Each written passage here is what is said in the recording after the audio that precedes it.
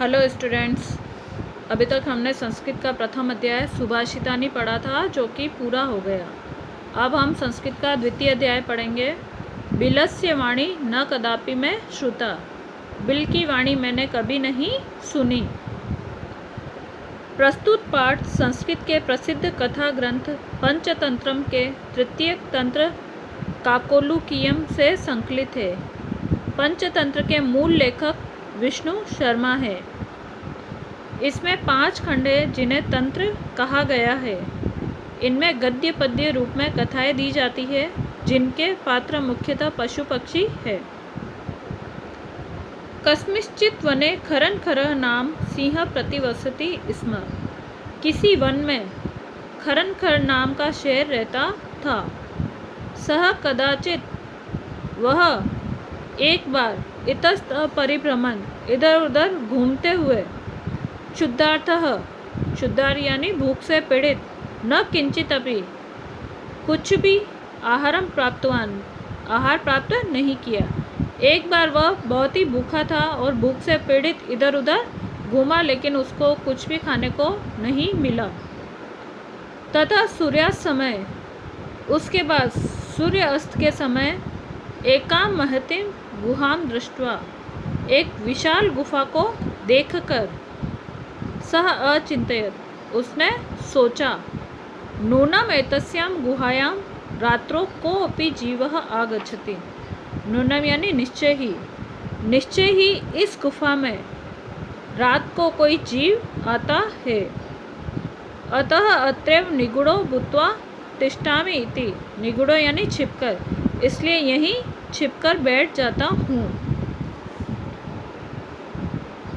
एतस्मिन् अंतरे गुहायाः स्वामी दधिपुच्छ नामक शृगाल समागच्छन्। इसी बीच गुफा का स्वामी दधिपुच्छ नाम का सियार आ गया। स च यावत् पश्यति वह जो ही देखता है तावत् सिंह पद्धति है त्यों ही सिंह के पैरों के चिन्ह गुहायाम प्रविष्टा दृश्यते गुफा में प्रविष्ट हुए दिखाई पड़ते हैं। न च बहिरागत और बाहर नहीं आए, यानी कि सिंह के पैरों के निशान गुफा के अंदर जाते हुए दिखाई देते हैं लेकिन बाहर आते हुए पैरों के निशान नहीं दिखाई देते हैं।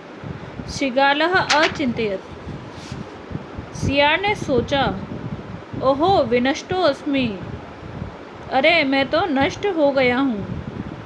नूनम अस्मिन् बिले सिंह अस्तिति तर्कयामि। निश्चय ही इस गुफा में सिंह है ऐसा मेरा तर्क है। तत् किम करवाणि, तो क्या करूं।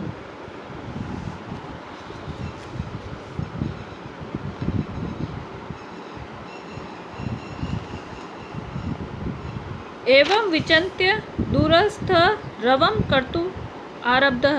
इस प्रकार विचार करके दूर स्थित होकर आवाज करना आरंभ कर दिया। भो बिल, हे गुफा, किम न स्मरसि, क्या याद नहीं कर रही हो। तन्मया त्वया सह समय कृतो अस्ति, कि मेरे द्वारा तुम्हारे साथ शर्त लगी हुई थी कि यदा अहम बाहतः प्रतिगमिष्यामि तदा त्वं माम आकारयिष्यसि। हे गुफा, तुमको याद नहीं है कि मेरे द्वारा तुम्हारे साथ शर्त लगी हुई थी कि जब मैं बाहर से वापस लौटूंगा तब तुम मुझे बुलाओगी।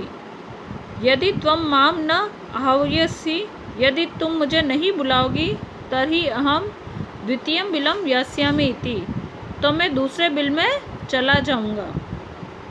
आगे का अध्याय कल पढ़ेंगे। Thank you.